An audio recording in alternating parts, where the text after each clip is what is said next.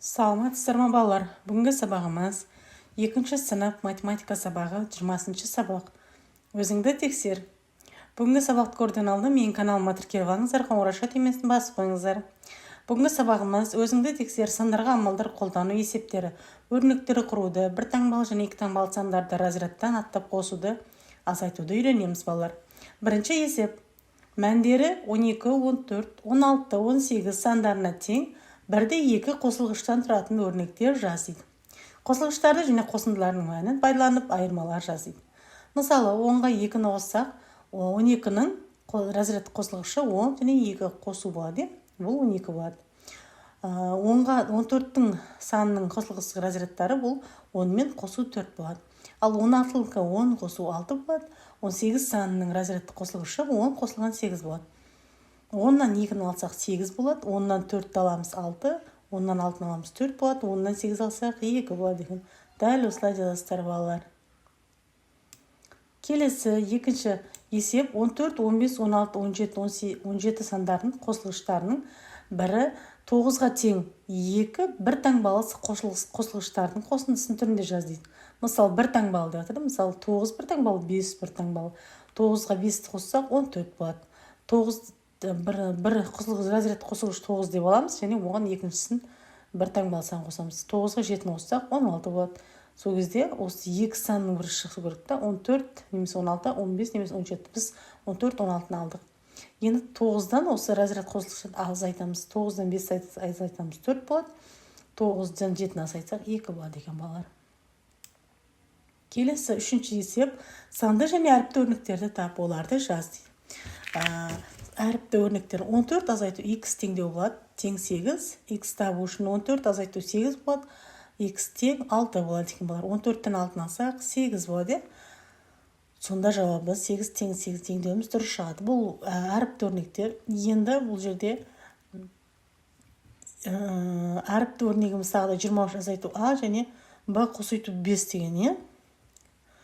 Сосын санды өрнегіміз 45 қосу 50 тең 95 болады, және 67 азайту 9 болады. 58 болады екен балалар. Келесі төртінші есебіміз қосындылардың мәнін тап дейді. Мысалы, 7 қосу 14-тің 21. Енді біз соны қосу түрінде берген, қосыны енді азайту амалымен тексереміз. 21-ден 14-ті алсақ 7 болады. 9-ға 4 49 алсақ 49, 49-дан 40-ті алсақ 9 болады. 23-ге 8 қоссақ 31, 31-ден 23-ті алсақ 8 болады балалар. 74-ке қосамыз 9 83 болады, 83-тен 9 алсақ 74 болады. Осылай бірінші қосу амалын, одан кейін азайту амалымен тексереміз балалар. Барлығын сіздерге жазып қойдым балалар, көшіріп жазып аласыздар. Келесі есебіміз 5-ші есеп айырмалардың мәнін тап. 44 азайту 8. 36 болады. Оны азайтуды қосумен тексереміз. 36 қосу 8 тең 44 болады. 70 азайту 8 тең 62 болады. Ал 62 қосу 8 жауабы 70 болады екен балалар.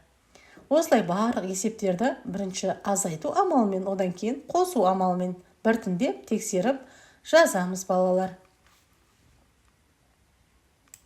Келесі есебіміз 6-шы есеп кестені толтыр.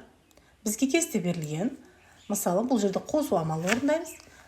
Бұл жерде тігінен 9, 8, 7, 6 саны берілген. Ал көлденеңнен 2, 3, 4, 5, 6, 7, 8, 9 сандар берілген. Осылардың қосындысын жазамыз балалар. Мен сіздерге кестені былай толтырып қойдым. Мысалы, қосу деп 9-ға 2-ні қосамыз 11 болады. 9-ға 3-ті қосамыз 12 болады. 9-ға 4-ті қосқан кездегі тұсына жазамыз 13 болады қосындының түрі. 9-ға 5-ті қосқан кезде 14 болады. 9-ға 6-ны қосқан кезде 15 болады балалар. Осылай барлығын жаздым. 9-ға 7-ні қосқан кезде 16, 9-ға 8-ті қосқан кезде 17, 9-ға 9-ті қосқан кезде 18 болады екен. Енді 8-ді осы 2, 3, 4, 5, 6, 7, 8, 9 сандарын тағы қосып шығамыз. 8-ге 2 қоссақ 10 болады, 8-ге 3-ті қоссақ 11 болады, 8-ге 4-ті қоссақ 12 болады деп барлығын осылай жазасыздар балалар. Келесінде 7 санын 2-ге, 3-ге, 4-ге, 5-ге, 6-ға қосқан кезде, барлық сандар 9-ға дейінгі сандар қосқан кезде осылай мәндерін тұсына жазып қоясыздар балалар. 6-да да дәл солай. 6 қосу 2, 8, 6 қосу 3, 9 деп осылай тұсына жазасыздар балалар. Келесі есебіміз 7-ші есеп өрнектерінің мәнін тап. С қосу 9, мұндағы С 31. С-ның орнына біз 31-ді қоямыз. 31-ді қоссақ, 30 10-ды аламыз, бірлік пен бірлікті қосамыз. 1-ге 9 қоссақ 10 болады, 30-ға 10-ды қоссақ 40 болады жауап. Келесі есебіміз Б азайту 42. Баны біз 80 деп аламыз. 80-нен 42-ні алсақ, 38 болады екен балар. Келесі есеп 8-ші есеп өрнектердің мәнін тап. Бұл жерде 78 азайту 18 қосу 36.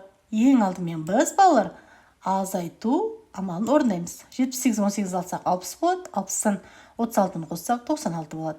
Келесінде 17 қосу 25, азайту 23. 25 пен 23-ті азайтып аламыз 2 болады, 17-ге 2-ні қоссақ 19 болады. Келесінде 91 азайту, шақша ішінде 35 қосу 18. Тең жауабы 91 азайту 53 деп аламыз, 38 болады. 69 жақша ішінде 13 қосылған, азайту 47. 82-тен 47-ні аламыз, 35 болады екен балар. Келесі 9-ші есеп, есепті шығар. Айнашта 76 қарындаш бар. Қазір мен төмен түсіріп көрсетем. Айнашта 76 қарындаш бар. Ал дәптерлерінің одан 4-еуі артық. Айнашта неше дәптер бар?